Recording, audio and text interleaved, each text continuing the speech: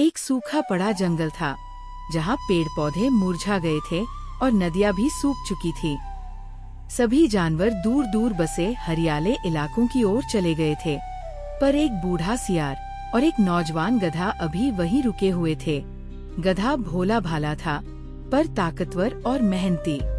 सियार बूढ़ा था, चालाक, मगर अब शिकार के काबिल नहीं रहा था। दोनों भूख से परेशान थे। एक दिन गधे ने कहा, सियार भैया, हमें कहीं और जाना चाहिए, यहाँ तो खाने को कुछ नहीं बचा। सियार मुस्कराया, तू जवान है गधे, मेहनत कर सकता है, क्यों न हम यहीं एक योजना बनाएं जिससे पेट भर सके। गधे ने पूछा, कैसी योजना? सियार बोला, पास के गांव में एक बगीचा है, तू वहाँ से चुपचाप सब्जियाँ चुरा कर लाए और हम दोनों बांट कर खाएंगे। गधा बोला, चोरी? ये ठीक नहीं है। सियार ने चालाकी से कहा, समझदारी इसी में है कि पहले पेट भरा जाए, नैतिकता भूख से बड़ी नहीं। गधा मान गया। अगले दिन से वो हर रात गांव के बगीचे में जाता और सब्जियां लाकर सियार के साथ बांटता। धीरे धीरे गधे को ये आदत लग गई और वो खाने के बाद ऊंचे सुर में गाने लगा।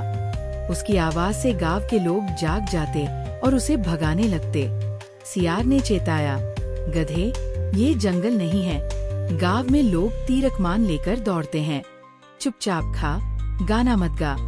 पर गधे ने कहा, मेरा दिल गाता है, मैं नहीं रुक सकता। एक रात गधे ने फिर गाना शुरू किया। इस बार गांव वाले तैयार थे। उन्होंने गधे को पकड़ लिया और खूब पीटा। गधा घायल हो गया और किसी तरह भागकर वापस लौटा। सियार हंसते हुए बोला, मैंने तो पहले ही चेताया था, जब बुद्धि पर घमंड चढ़ जाए तो परिणाम यही होता है। गधे ने लज्जित होकर कहा, सच्ची बात है सियार भैया, मैं तुम्हारी बात न मानकर गलती कर बैठा।